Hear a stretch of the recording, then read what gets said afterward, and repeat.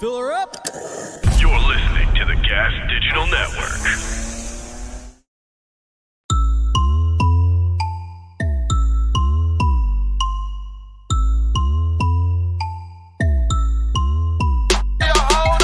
What's up, everybody, and welcome to another episode of Broad Motherfucking Topics. I'm your host, Kim Congdon, here with my co-host, Alex Scarlato. Hi, everybody. Hi, Kimmy.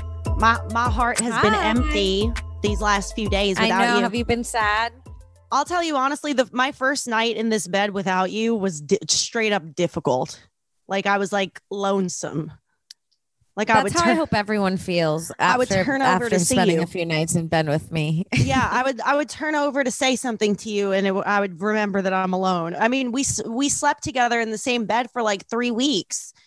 This feels like a breakup. Now you're sleeping with someone else. It's fine. I am. I'm sleeping with Emily, but just for 2 more days. Well, that's then good I'll be to know. sleeping alone, looking at the moon, thinking of you. And how's it going with Emily? Is she a good sleeper? She's a great sleeper. That's you good. both are great sleeper next to her. No. You both are really good. Like you both don't move at all. That is something I pride myself on. I fall asleep and wake up in the same position. That's why you crack so much. Your body hasn't moved in 12 hours. Yeah, that's why I crack like a haunted house, to quote Frank. Oh, it's so funny. Yeah. She's a great sleeper. She does have a cat. Does the cat fuck with you when you're sleeping? The cat does. But you know what? I don't mind the cat. The cat is the only cat I've ever been around that I'm not allergic to. That's nice. That's good. Because I've seen you. When we take you over to Becky's, we need to fucking inject you with Benadryl, basically. Yeah, no, she keeps her not that people's cats are dirty. And I'm not saying that when I say this. I'm saying that Emily keeps her cat particularly extra clean. And I think that the extra cat? Most cats wash themselves. Yeah, I think she gives them like wipe downs and does the whole thing. And I think it really helps with my allergies. I'm sure it does. Yeah. How are things going in LA? Great. It was so funny when I got on the plane, we were leaving New York. Well, we should talk about the plane ride. We should. There's so much to cover here. We've got a lot to cover, man. We've got a lot to cover. First, should we even go to before? Yeah, let's go to before you left New York. Let's go to before I left New York. Because we have a mystery that needs solving. We have a mystery, people. And I've got to tell you, I need to know who gave me the bug. Somebody done gave Kim the bug. All right. Something bit me. Something bit Kim. And honestly, you were complaining about it for like days. And the way I was like, yeah, it's a mosquito. Get over it. Like in my mind, I was like, so dismissive of my complaint. Like I didn't grow up in the swamp. I was so dismissive. I was like, Kim, in my mind, like, you don't even know what a bite is. I don't know why I didn't care at all until you sent me this picture of what the bite turned into. You literally had the same reaction as when I was laced. Yes, I did. I was like, Kim, get over it. People get laced. You were so mean. Sorry. I kept trying to tell you. I was like, something bit me. It doesn't feel right. And you're like, it's just nothing. You're like, there's nothing here. Like, we don't even have bugs that can bite us here. We don't have the insects that bite you in New York. There's gravel. Like, it's all just concrete. You're fine. I literally couldn't give a shit until Kim got back to LA and sent me a photo of what her bite became. And I was like, that's pretty troubling. It looks kind of bad. I had to send it to 2 doctors who both instantly texted me back during their shift and were like, yeah, that's a little concerning. 2 doctors, one of them which was like, it could be Lyme disease, which I read up on immediately because I was like, if Kim got Lyme disease at my house, I'm going to be embarrassed about it. I'm sorry if somebody I thought it was like a New York thing because like you live like in like a not city where there's like grass and stuff. I was like, maybe they have ticks there because they have a yard and it's like a different place than Florida or LA. And I don't know. I mean, there's ticks in New York for sure, but I've been laying in my yard since birth and never got a tick in my yard. Like I would worry about ticks when I would like go to summer camp or go to like the Hamptons or Montauk or a place that's really far out of the city. I just don't imagine there being ticks in my very well taken care of grass that my dad mows every day. Alex's house, by the way, is well taken care of. It's not like a house where it's like there's ticks in here. I don't live in the crust, okay? No. But speaking of the crust, the person who does live in the crust, this is what really concerned me. Was at my house the other day. Also, I've started a new podcast with Mike Harrington, side note, called Stick and Portly Watch Rick and Morty. We're recording every week right after the new episodes, and we stream right after Legion of Skanks on gasdigitalnetwork.com/live. So yes, go check that out. So yeah, I had Harrington and Frank over for a slumby. It was our very first slumby at my house on Sunday night.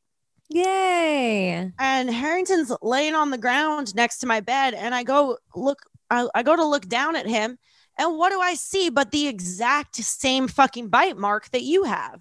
Yep. So now it's a mystery because we think you got it at my house, but now we have to consider maybe it did come from the crust. It could have came from the crust. This is my problem, is I kind of remember the moment that I got bit. And I scratched right here and I sort of scratched something off. And that's why instantly I thought tick, because I was like, it was so small, either that or a very small spider. It could have been. Okay. Where were you when this bite happened? Standing in front of your TV, not to frame your room. God damn it. There ain't no ticks in my bedroom. I don't know what it was. Also, then before bed on like our second to last night, you saw a centipede. Yes.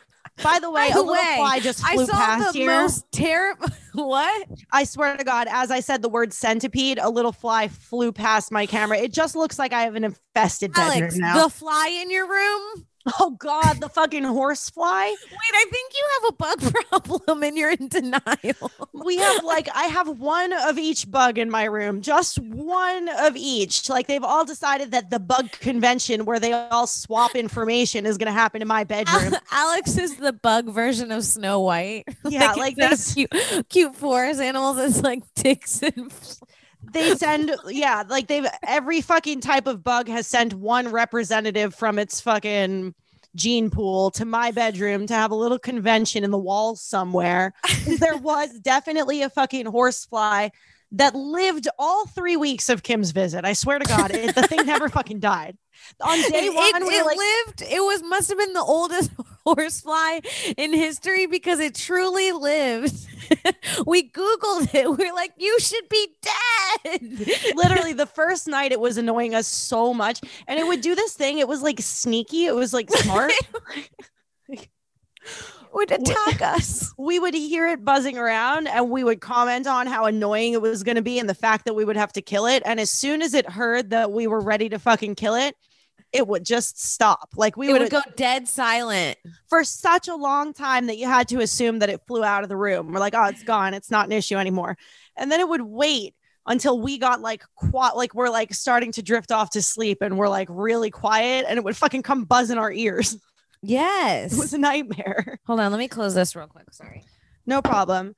Another factor that made it annoying was that on like day one of this horsefly bothering us, we were like, yeah, this isn't going to be so much of an issue. It'll be dead by tomorrow or the next day. So it was like every day that it was buzzing at us was like a new fucking attack. Like we're like, seriously, dude, you haven't dropped dead in the corner yet? He was very annoying. He was persistent, but I got that motherfucker, didn't I, Alex? Tell them. Tell them what I did to him. What did you? You told me you got him, but I wasn't watching you get him. Oh, sister, I whipped him with a dirty sock. Dirty sock. I remember you whipped him with a sock. Now that I whipped him, he was on the door, and it was one of those long tube socks, and I just watched him, and I went, Kata! You know what? I got to be honest. If you never picked him up, his body's still here. No. I remember you saying that you were His brave body's still there? Yeah, because I remember you saying, I just remembered right now that you told me that you were brave enough to kill him, but you weren't brave enough to pick him up. And now I'm realizing that I never picked him up either. So his body's got to be here. Oh, no. His body has been eaten by other bugs. He must have been hungry. Honestly, I'm glad I could feed somebody. 100%. There's something wrong, because there was one night I was laying in Alex's bed. You know what? I lied. Emily's room is better. Damn it. So I'm remembering another bug right now too, by the way, but do you tell me about yours? No, you don't remember another. No, There's I do. no way Do you remember? that Do you remember we're laying here and I said, I looked to my right. I said, yes. dang it, there's a little tiny spider hanging from the ceiling. It was right here hanging from the ceiling. There was so many bugs. Alex, your room is infested. No, an infestation would mean that all of the same bug are here to fucking breed. It's your room is literally a bug's life. It's a convention where all the different bugs got together and they're doing like this weird circus. Do you remember Dude, Bug's Life? Yes, That's exactly I love a Bug's room. Life. It's one of every bug. There's a Bug's beetle. Life blew ants out of the water, and I'll fucking say that time and time again. I'll say it until the day I die. I think on my tombstone it's gonna say A Bug's Life is greater than ants. the greater than sign. Yeah. That's a really funny image. I want that as a shirt. That's a good t-shirt. A Bug's Life tombstone, and then it says A Bug's Life, and then ants, and then just the greater than sign in between. Yeah. Mm-hmm. Actually, new Broad Topix merch coming at you. Dude, I fucking was laying in your bed. By the way, not to cut you off, but remember we had a discussion and we both decided to let the spider live. Yes. I don't mind a little house spider. He was cute. I grew up in Florida. I don't mind a little house spider. He looked harmless. He had his own little thing in the corner of your room, and he was living his best life. And that's why I feel like I shouldn't be bitten by bugs. Yeah. A lesser person would have squished that motherfucker and threw him in the toilet. Mm-hmm. So I'm laying in your bed innocently. She was on her 12th hour of TikTok. Emily always talks about how much she's like, you're addicted to TikTok. Kim's screen time is frightening, dude. we were playing a game with friends a few weeks ago where like you call each other out on your bullshit. And the way that Kim tried to say that I spend the most time on my phone in the group, and 9 people playing the game pointed a finger at Kim for spending the most time on her phone. I got to keep up with the shit. With the new dances. I got to keep up with the new dances. Kim filmed a TikTok dance in my room about 27 to 35 times without ever posting it. Yeah, I just want to know the dances. I legitimately just enjoy it. Yeah. I'm not very good at dancing. I just think it's cute. But you get so frustrated when you here and there. The frustration. It was like she was recording an audition tape, but it was really just a video that was going to stay in her drafts forever. Yeah, I have a bunch of those. It's crazy. I just like to know. I like to keep up with the times. You're doing good. You're fucking staying young, sister. I see it. Anything to stay under 30. She's 22. Come on. I'm only 22. It's not my fault. So I was laying in Alex's bed innocently, and this thing came running by. It literally looked like a spider, a furry, like quick, like if a spider and a centipede fucked. So this was it was a millipede, and it was real. And we get that's the one bug that we get in my house that I'm like, absolutely First, No, thank you. I guess it wasn't a millipede. It was a centipede, but it's like, hold on. I'm gonna show you a picture of this bug. You guys are gonna never want to come to my house. And like, why Queens, New York? Why would Queens fucking have these things? This was the kind, I'm sure of it. This is the kind we get here, and they're fucking gnarly. Frank, I hope I could screen share. That was him, wasn't it? That was him? exactly what it was. Yeah. That's I knew it as soon as you said it. I didn't see it, but you were like, the thing had legs. It looked like a spider, but not. And I was like, yeah, that's my worst nightmare of things to be in the room. Yeah, one of those came crawling under the bed and then just fucking disappeared forever. And you know what? He's still disappeared. Like, that was about a week ago. And every day I come into this room wondering if he's here somewhere. You should have moved out. I'm planning to soon, but that's a whole different conversation. I told you that once when I was in college, I had such a fucking long day. I got home at like 1 a.m. I was like finals week. I still had work to finish and studying to do. And I got all comfy and sat down in my bed and put my laptop on my lap. And I'm like writing an essay, and I felt one of those, literally just the feeling of the fucking 150 legs of those things crawl right over my leg. And I remember specifically the sensation of like, I hadn't shaved my legs in a while, and I had just shaved my legs. You know, when you shave your legs for the first time in a while, how like the nerves on your skin are like fresh again. Like everything's so sensitive. I had just taken a shower and shaved my legs, and this thing crawled over my leg, and I pulled my laptop aside to look, and it was I had white sheets on my bed. So the contrast was fucking terrifying. It was just this fucking black centipede running at me up my white sheets. I left for the night. I literally just went back to the city and stayed at a friend's dorm.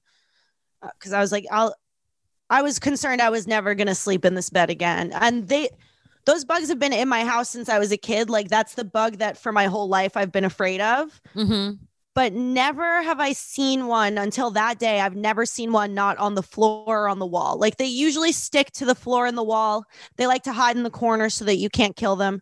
But they don't come in the bed except that one time. Except that time. Yeah. So I was afraid too when I found out that thing was in the room, but I was just trying to keep you calm and not give you the idea that it might end up in the bed. Dude, that was fucking scary. Hold on. I have to turn this light off again. All right. Don't sound so stressed about it, sister. Okay. Yeah, no, I was terrified, but you know, I've like, once again, I grew up in Florida. I could do this. Yeah, we slept through it, but whatever bit me, we should show those pictures. Something bit me. Let's show the pictures. And it was one of the 4 bugs we saw. Well, the thing is, we actually don't know that, which is the scarier part. It might be a new species. That's mine. That's a bad bite. I don't think centipedes bite. It's never happened to me. And this is what it looks like now. I'll show you what it looks like now. Well, show Harrington's too. Yeah, Harrington has a similar bite, which is weird. It's just weird. We've been spending a lot of time with Mike, but we haven't really all been in the same. That looks like the places. same bite to me. It's the same bite. Mike's isn't quite as bad as yours, but it does like open up like that. It's like for audio listeners, it's like a big red bite that at the center it has some like peeling skin, like a scab at the center. Yes, it looks like a pussy. Oh, our intern or a nipple. Our intern is saying that he's pretty sure it's a spider bite because his sister had a similar looking one. But I always thought spiders have little fangs, like 2 fangs, and I thought was one puncture wound. Yeah, I thought that when spiders bite you, they puncture you twice next to one another. No, you see my Band-Aid scab around it. Yeah, it looks a lot better actually. But man. There seems to be a second one that popped up right here. popped up.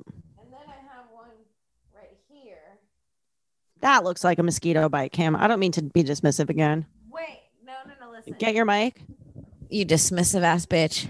But the same fucking day I got that bite, I also was complaining about a bite on my ankles. I don't know if you remember. The motherfucker got me twice. That's the same bite as the one that's on your side? Yes. Guys, is Kim gonna die? So I need every medical professional to let me know what's going on. All right. I was very worried that you got Lyme disease at my house from a tick, but now I just think it was a spider bite. I think it was a spider. And But it must have been a massive spider, dude. Why? I don't know. I feel like a little spider couldn't do that kind of damage. I do. Yeah? Yeah. You think it was our little friend? The fucker we let live? The guy who we let live? It could have been. So anyways, yeah, my doctor friends told me to go to the doctor and I didn't. Smart. Maybe I'll go tomorrow. But I feel like they're both healing up and like everything's fine. It's worth it. I mean, if one of them said you might have Lyme's disease, it's worth it to go to the doctor because that's like so much more treatable if you catch it right away. But then afterwards, he talked to me and looked at it for a little longer and was like, there's just no way you would get Lyme disease in New York in someone's house. He's like, it just doesn't really happen like that. That's what I said. I'm He's sorry. Like, sorry, I dismissed your wound. It's okay. My dismissed wound. I don't know what to say. So yeah, no, it's okay. I mean, it is really funny to think of your room as a bug's life. I know. And then as soon as when Kim sent me that picture and texted me about it, I immediately took full responsibility for the bite. I was like, Kim, I am so sorry. Like I've been breeding the bugs myself or something. Yeah. Also, real quick, when you were packing your stuff up, I just remembered this. When you were packing your stuff up and you were going through your old stuff that you had left here for a while, like the stuff that we went through on last week's show, there was one bag of stuff missing, right? And the only thing that we knew was in that bag was your vibrator. So that's how I knew it was missing. So for the whole week, Kim's like, I could swear I had another bag here. Like, you still haven't given me my vibrator back. And like, I just didn't know where the fucking thing was. But the way that I was in this panic that like everything was given back except the vibrator, and Kim was going to think that I was trying to keep the vibrator for some reason. Oh, like she wants to keep it for herself, like, huh? The way that I was like, at one point you were like, maybe I already sent that to you. And I was like, I would know if I got a used vibrator in the mail. I would just know that. I was trying to know that anything. Cause I was like, the vibrator is just not allowed to be lost at my house forever. Like I'm not going down for the person who like creepily stole Kim's vibrator. I couldn't handle the optics on the situation.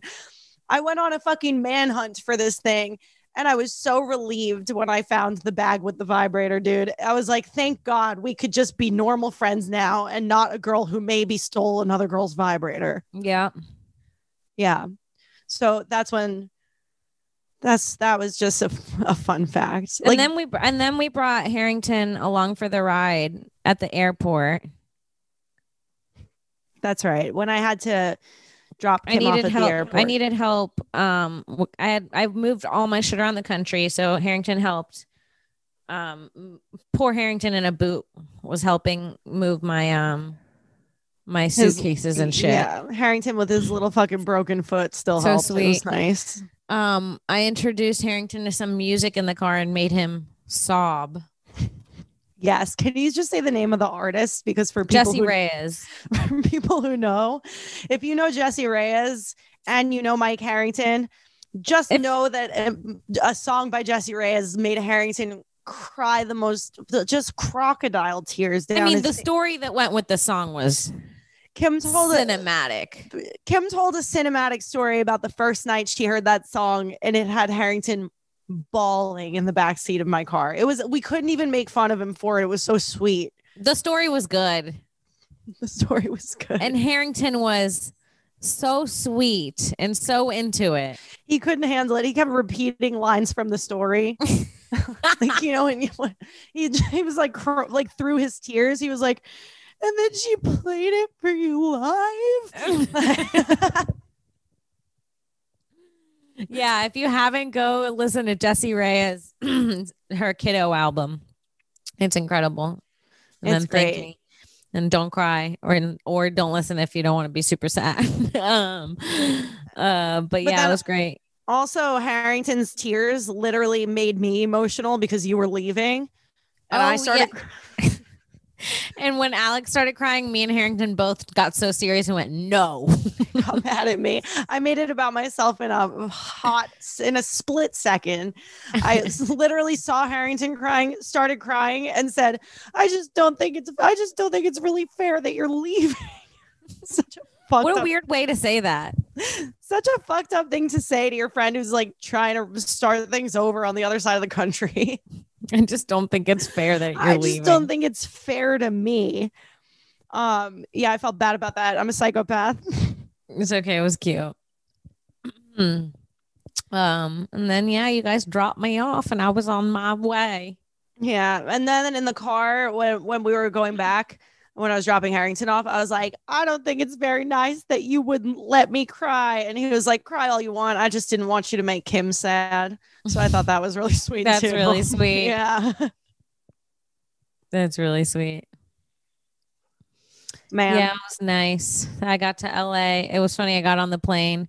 I was like, fucking had everything I owned. I brought it all in. I paid the fee. I like got to the gate. And I got on the plane and they're like, we'll be getting to LA 30 minutes early today. The weather's going to be 75 degrees. And I was like, and I got here. It was so nice. That's great. And, yeah, it's been great so far. I got a place recently. I'm signing the lease like after I end this podcast. Yeah, it looks crazy. nice. It looks really nice. It is. I'm so excited. I think there's something wrong with it. There has to be something wrong with it. The last time I found a place that was nice, things went terribly wrong. Yeah. Well, I mean, I don't think the international pandemic had anything to do with you getting a place that was nice. Yeah, you're right. It did. So it's fine. I think you're fine. Like, I don't think that you getting this nice place is going to cause another international pandemic, but it might. Right. Yeah. No, I mean, like literally, it's so scary getting an apartment because you're excited when you're looking at them. So you're not seeing the flaws.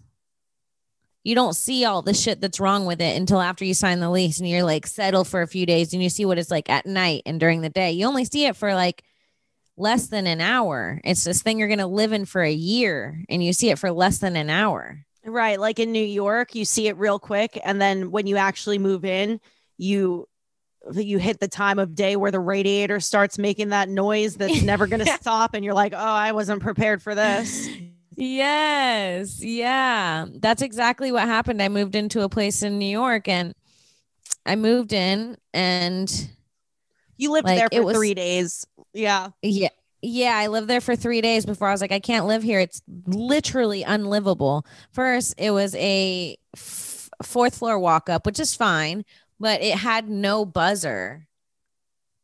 So and you have to walk down every time somebody's there for you. And the mail people would just leave my mail outside. And it was also not in like the best neighborhood.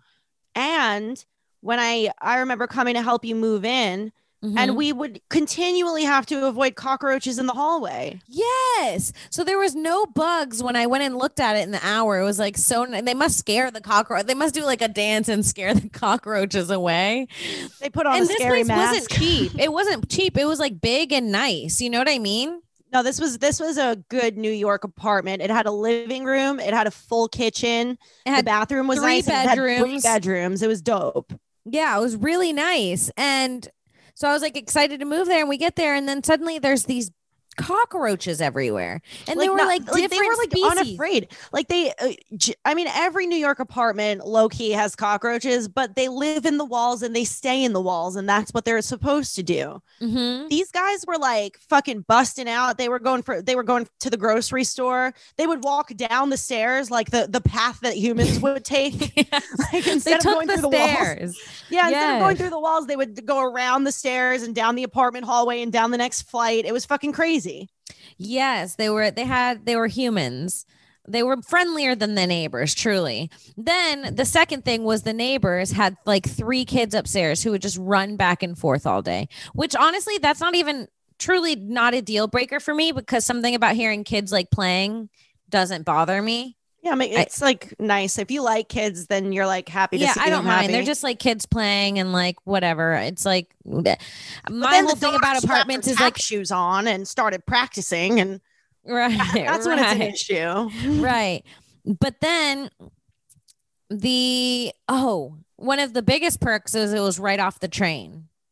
It was on the same stop of the train. But then when I got there and I moved my stuff and I realized you could hear the train perfectly every 5 minutes, rumble up, stop. The door's like open, people walking in, and then you could hear the next stop is, and then it's leaving again. Every 5 minutes. That's Bobby Hutch currently lives in Astoria in an apartment where, like, if you're taking a 20-minute Zoom meeting with him, 2 or 3 times you're going to hear what sounds like a fucking life-ending earthquake happening over there. And it's just the train passing. It just happens all the time. You gotta learn to sleep I was through like, it. no, this was the worst part. It was across the street from this dude who, it was like in, again, not in like the greatest neighborhood, but it was a dude who had just had this jewelry stand set up across the street outside this barber shop where he would sell like hats and jewelry and sunglasses and shit like that. But he had a speaker that would point right to my window, and all day he would play music. Yeah. All day. Yep. And I was like, all of this together. No, there was a spot in the kitchen I would walk on and it was like soft. The floor was soft. Yes. I was like, why is this soft here? Like somebody spilled water in the kitchen once and it like dissolved to the floor somehow. Like the wood underneath it was soft and I mean, wet. it's probably so old. It's probably just rotting wood. No good. I was like, I can't live here. I left. My whole point is I'm terrified to move into this place because it is fucking perfect. Dude, think of the positives. Remember that old apartment, how good our voices randomly sounded when we sang in the living room? It was like we could that was the only positive, is that we could only sing in there while it was unfurnished. It was something like about the fucking, there was like an electromagnetic field there or something that allowed you to hit the high notes when you were standing in that spot. Right. It was weird. I don't know what to say. I sang like an angel in that room. We both sounded like Adele in that living room. I don't know. Crazy. So yeah, I'm nervous. No, it's going to be great. It's going to be really good. I think so Bring too. your good energy in there. Places like Becky and Angels, and they're like, oh yeah, it was the first place we looked at. We took it right on the spot. And I'm like, I'm stressed. I'm like trying to research what could possibly be wrong with it. No, I got a really good energy from the video you sent me too. I remember last week when you were looking at looking on Zillow for a new place. Mm-hmm. There truly were some places where you'd open up a photo of them and you'd go, no, this one's haunted. And as soon as you showed it to me, I was like, oh, she's right. For sure. Haunted. You could see it in the pictures. Yes. You could see ghosts in pictures without even seeing them. I feel like I was getting the opposite vibe from the video that you sent me from this place. Oh yeah, when I went in, energy. It gave no haunted vibes. It gave great vibes. Tell the people about my house. How much less haunted it is. So much less haunted now. They redid the floors and I think it's not haunted anymore. I walked in and I was like, it doesn't feel haunted at all. I got maybe out of last time it was at a 70% haunt. Yeah, it was haunted. And this time it was maybe a good 10 to 15. Speaking of which, What do you think of the thing that's going around on TikTok where people are talking about how not to watch The Conjuring 3 in your house because it'll bring bad spirits into your house? Yeah, I'm not going to watch it just based off the rumor. Do you think it's a marketing scheme to get people to watch it? Even if it is, I think enough people have said it out loud that they've manifested something dark there. Even if it is marketing, it's been said and like willed so much that I'm like not going to trust it. Does that make sense? Yeah, but it'd be really smart right now for anybody who has like a petty beef with an ex-boyfriend. Make him watch The Conjuring. Yeah, like to set up a date with him at his house, Netflix and chill at your house, babe. I really miss you and have been dying to see you. And then go over and be like, yeah, I can't wait. We're going to fucking fuck and suck each other. But first, I want to watch this movie. Before we do anything, I want to watch this movie. And then you watch the movie and then you leave without fucking him so that he's already in a negative space to draw more negative spirits to him. Mm-hmm. And then he's haunted forever and you never call again. Yeah, but the thing is, it doesn't matter if you don't watch it at your house. The spirits will follow you home, they're saying. Just by watching the movie? Just by watching the movie, you bring something into your life. I don't think ghosts care. Like, ghosts aren't going to be like, I can't catch the G from here. I was going to haunt Alex too, but the train's down. I don't know. I kind of figured that like the space that's playing, like whatever screen is playing the movie, the ghosts would just kind of fucking come through the screen. Like invisibly, obviously. It's not like The Ring, but I think it's more than that. I think it like sticks to you. But I do like your plan to offer a suck and fuck. Yeah, if you want to piss a dude off, you always got to offer the suck and fuck before you leave for the night without doing it. Yes. Yeah. That's the key to pissing a man off. That's the key. Although I've noticed that you could truly not even imply whatsoever that the suck and fuck is going to happen, and they'll still be kind of pissed off when it doesn't. They'll still want the suck and fuck. They'll always want the suck and fuck. It's crazy. Men always look forward to the S&F. S&F. Yeah, it's frustrating. It's weird. I'm looking at the mic in my hand, the video, and doesn't the mic look like a cartoon? Is it just me? Am I having like an acid flashback? Like really? The microphone in your hand looking like a cartoon right now? Yes. Does it not look like it's like like a sticker I put on Instagram of me holding a mic? It's a nice, perfect mic for sure. Oh man, it's intense. Anyways, so yeah, what else? Oh, I took a toid on Saturday night and I texted you something that I thought was profound at the time. It's so funny. It's so funny because when you text it to me, I was like, I know exactly what her headspace is right now. I didn't even see it till the next morning, and then I got sad thinking that you read it and then were waiting for me to respond and be like, yeah, and just never wrote back. Dude, whenever I text somebody while I'm tripping, I forget that I texted them. And then if they do respond, I have my heart sinks because I'm like, why would I text somebody right now? I'm fucked up. Like, yeah, I'm glad you didn't reply. Alex texted me. What was it, Alex? I said, was just thinking men should see women's tears as bullets heading in their direction. Isn't that accurate? God damn, who hurt you? Damn it. It felt right at the moment. It felt like a thing because I was thinking like every time a man makes me cry, he better fucking be scared. Oh yeah. Yes. So angry, you weaponized your own tears. I weaponized my own tears in my mind. Yeah. I love that. Yeah, it was great. Dude, also all this talk of you moving. Yeah. Truly over the course of Kim being at my house for 2 weeks, it opened my eyes to how badly it's time. Alex, I've never met anyone that needs to move more than you. I don't even want your mother to hear this because she'll hate me. She'll be so sad. She'll be so sad. You need to move. They truly give me the perfect life here, but that is fully beside the point. Yes. You know, it's nothing personal. You could be on that TV show Smothered. I'm not even kidding. I could be. They smother me, right? Not your dad. No, my dad's amazing. Your dad's perfect and hot. He's the most perfect father. and nice. Kim's into my dad. I just have to, I'm not even sexually into him. He's just such a perfect, cool dad. I love him. Right. No, I get that. Like he's just the perfect dad material. He's perfect dad material. He's the best. He's so sweet. And your parents are so cute. Like whenever they say goodbye to you, they're always like, and you too, Kim, we love you. Be safe. Make good choices.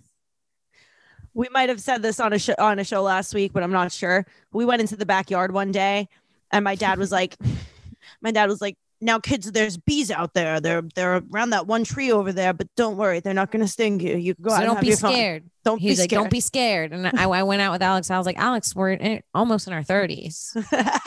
We can't be, this is insane. You can't be warned about bumblebees. You're so old. You're so fucking old, dude. I'm so old. Also, I didn't even see a bee out there. Like I didn't like it was just a warning in case. Just so we don't get scared in case we see a bee. We are in fact nearly 30. I'm fully 30. You're nearly 30. I'm getting close. Alex's parents walk her to her car every time she leaves the house, which is multiple times a day. Mm-hmm. They not only walk me to my car, they remind me to bring some water with me.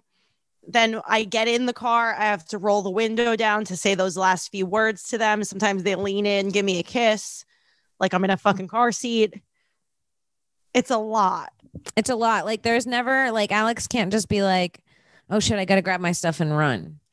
And remember, like that's usually the fucking case. Like I'm so busy, you guys. I produce like 10 podcasts a week. I never have the time and they are always looking for the time. So yeah, I don't even know if you're going to like living by yourself. They take such good care of you. It's a perfect life, but I'm not saying, and it's not a diss on your parents. They're doing exactly what they should do as parents. They're the perfect parents. They're so sweet. They're too good. You're going to be, I'm just assuming you're the only child. So you're going to be living with your parents when they're older because I couldn't see you putting your parents in a home. Never. Yes, absolutely. Right. So you need to move out for 5 years first, just so you can have a little fun. There's a concern that if I wait too much longer to move out, I won't be able to make it on my own because like you said, I am going to be kind of uncomfortable, like in an apartment that I'm paying for on my measly, like with my measly bank account right now. Right. It's not going to be the same as having this massive bedroom. I could barely see to the other side of it right now. You have too much, Alex. You have too much right now. I don't know what to tell you. And if it just gets taken away at the drop of a hat, I will not know how to live. So I need to make the decision to step away from this very soon. You should just move somewhere for a year just to see if you like it. Yeah, but everybody says that. And then I feel like there's this thing, like the mentality changes. Once you move away from a year, then if you go back to your parents' house, you're officially moving back to your parents' house. Yeah, that's the point. You know it pushes you out. Yeah, everyone says just try it for a year because they know once you do it, you're like, yeah, I'm not going back. Yeah, that's why I'm saying I can't even tell myself I'm trying it for a year. I know I'm too smart for that. I know better. I'm not trying it for a year. I'm leaving. You're right. You know? I don't want to tease my parents with the promise of me coming home in a year because they will ask every day. I know. I mentioned this to my mom after Kim and I were talking about it a lot last week before I was like, yeah, you're right. This needs to happen. I mentioned it to my mom and the face she gave me.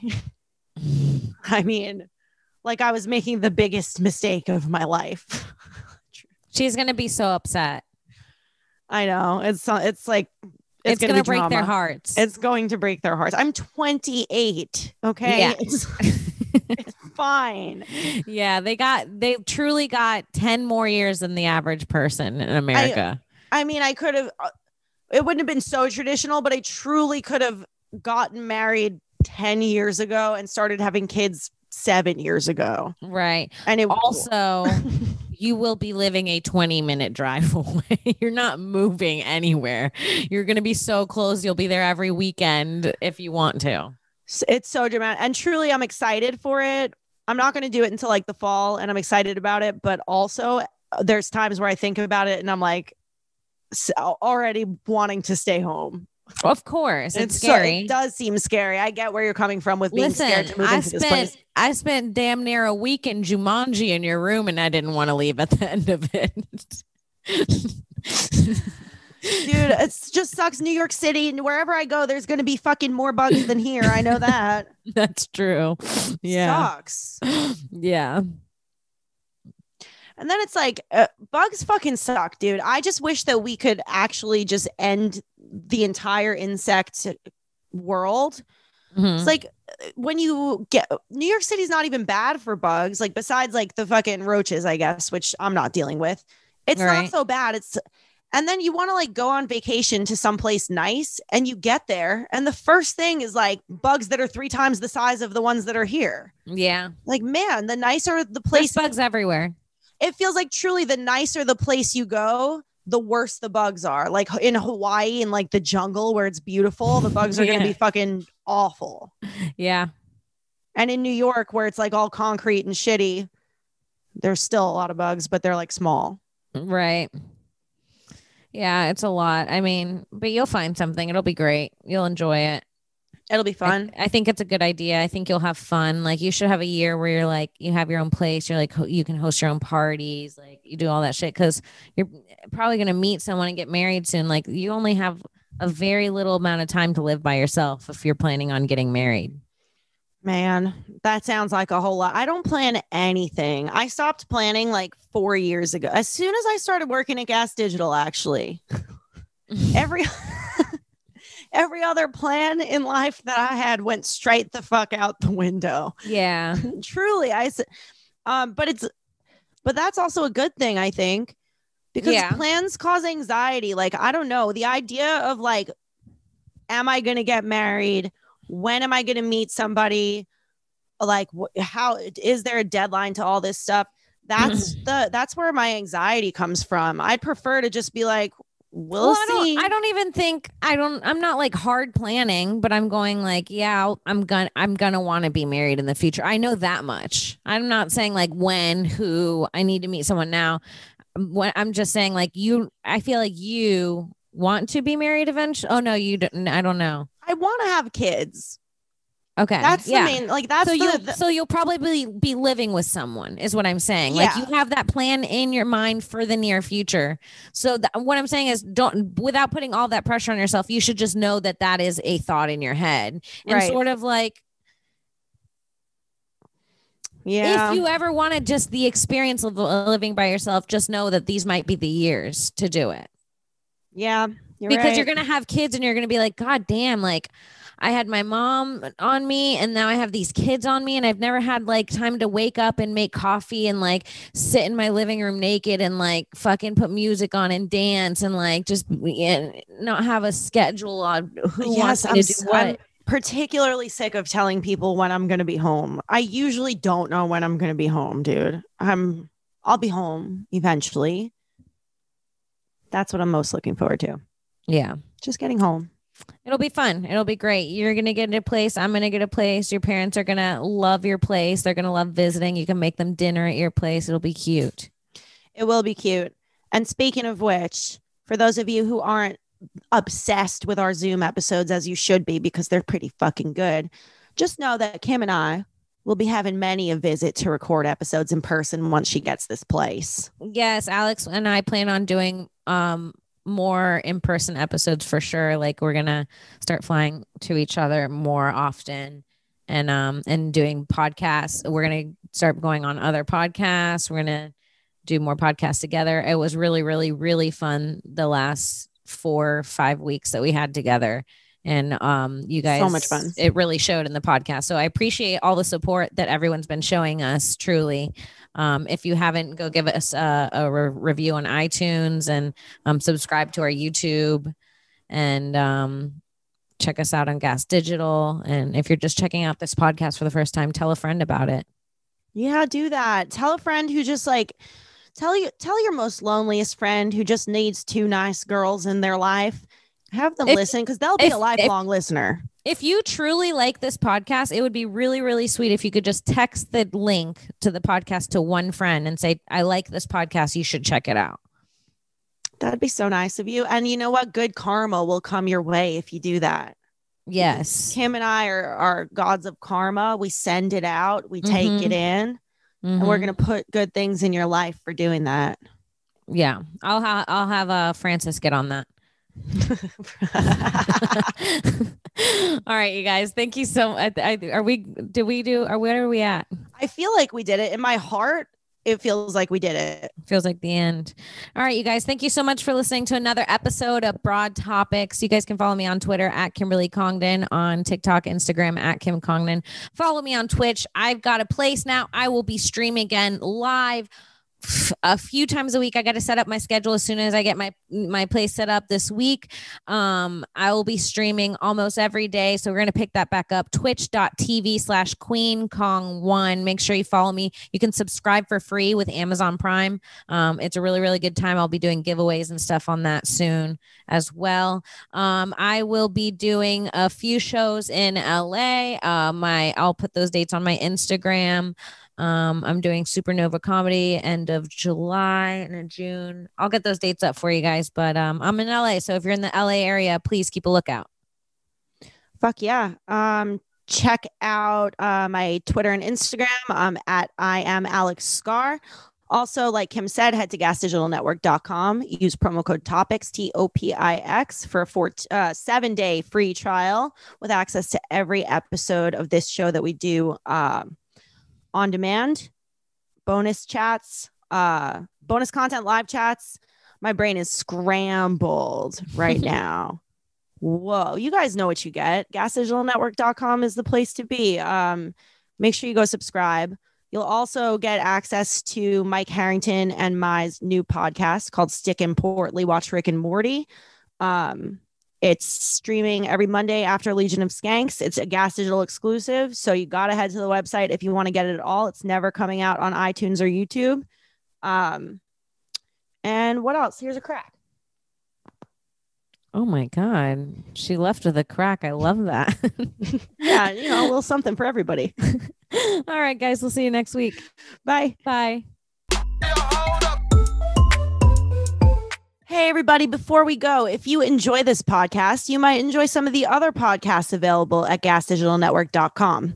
This week, we're highlighting Stoke the Fire, hosted by the lead singer of Killswitch Engage, Jesse Leach, and his co-host, Matt Stocks. You could find the full catalog of episodes on demand at gasdigitalnetwork.com or catch the latest 15 episodes anywhere you find podcasts. Here's a clip. I had money in my bank account. My band, and I actually had learned how to do my job to control my drinking enough to where I wasn't sloppy on stage, or really. I mean, I wasn't as good as I am sober, but I wasn't like falling off the stage, which I've done before. I learned how to control it. We were in Brisbane on tour with Metallica, and I woke up one morning after drinking the night before, and I drank a whole lot the night before. And I'm sure I was intoxicated, but I did not get the mental relief that drinking provided me, which was it turned this switch off on this overactive brain of mine, which in untreated alcoholism, that overactive brain is constantly saying negative things.